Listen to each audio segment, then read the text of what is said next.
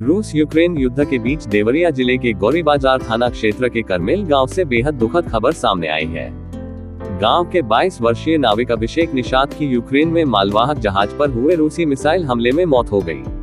घटना की सूचना मिलते ही परिवार में कोहराम मच गया और पूरे गांव में शोक की लहर दौड़ गई। बताया गया कि अभिषेक मुंबई की एक शिपिंग एजेंसी के माध्यम से एमवी गोल्डन लियो नामक मालवाहक जहाज पर नाविक के रूप में कार्यरत थे। जहाज यूक्रेन के ओडेसा बंदरगाह से रवाना हुआ था, तभी उस पर रूसी मिसाइल से हमला हुआ। हादसे के समय जहाज पर 17 चालक दल के सदस्य सवार थे। परिजनों के अनुसार अभिषेक 9 जून को परिवार की आर्थिक स्थिति सुधारने के लिए कर्ज लेकर विदेश नौकरी करने गए थे। सोमवार शाम शिपिंग कंपनी के एजेंट ने फोन कर उनकी मौत की सूचना दी। अभिषेक परिवार के इकलौते कमाने वाले सदस्य थे। उनके निधन से परिवार पर दुखों का पहाड़ टूट पड़ा है। परिजनों ने सरकार से आर्थिक सहायता और परिवार के एक सदस्य को सरकारी नौकरी देने की मांग की है। पूरे करमेल गांव में मातम का माहौल है और ग्रामीण शोक संतप्त परिवार को सांत्वना दे रहे हैं। जाऊंगा। उसके बाद यूक्रेन जब पहुंचा तो बता रहा था यहाँ पे बहुत ज़्यादा अटैक्स हो रहे हैं रशिया के द्वारा। उसके बाद धीरे धीरे पहले बहुत स्लो था, फिर धीरे धीरे बहुत ज़्यादा होने लगा। वो मैसेज कर करके बताता था कि उसके साइड में जो भी शिप थी, शिप वगैरह जो भी जितने भी थे सबको मतलब कुछ चली गई थी वहाँ पे, और कुछ अटैक में पूरा खराब हो चुका था। इसका ही शिप बस बचा हुआ था वहाँ पे। उसके बाद ये 11 दिन तक वहाँ पे फंसा रहा। रोज़ हम लोगों को कॉल करके वीडियो कॉल में और वीडियोस भेजता रहता था। इसके जो साइड में जितने भी शिप थी सबको वो लोग रशिया वाले मार मार के ख़राब कर दिए थे। उसके बाद ये 11 दिन के बाद बोला कि आज रात में हम लोग निकल जाएंगे यहाँ से। हम लोगों को मैसेज किया था 5-6 बजे के बीच में।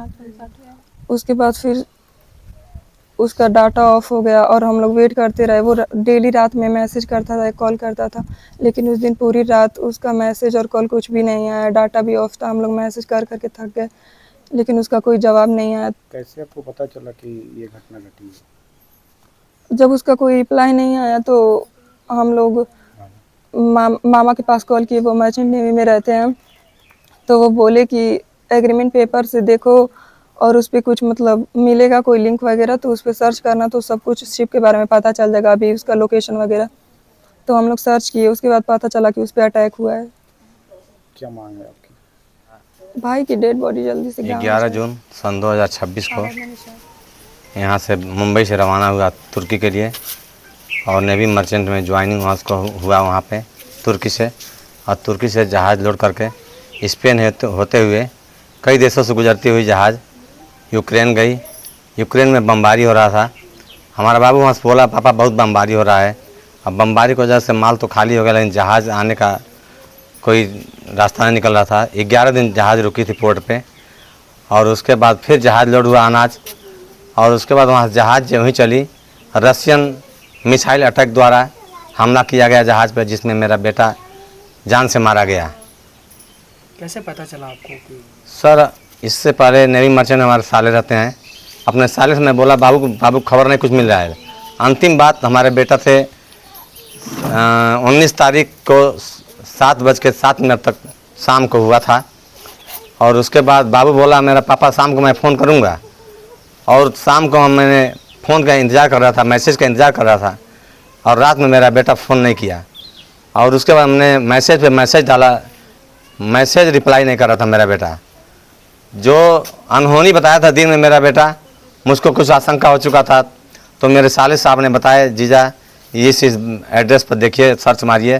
तो मेरी बेटी आराधना निषाद ने सर्च मार करके और बोली, और गिर गई मुरझा कर, कहती, पापा बाबू के जहाज़ पर रशिया ने 3 मिसाइल अटैक किया है और जहाज़ पूरी तरह ध्वस्त हो चुकी है।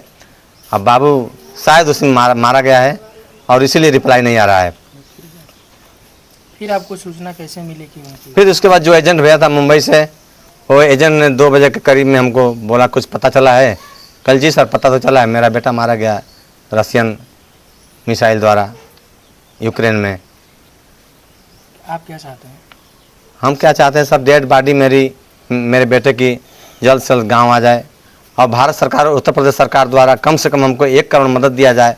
और मेरी बेटियाँ पढ़ी लिखी हैं, कम से कम दोनों बेटियों को नौकरी दिया जाए।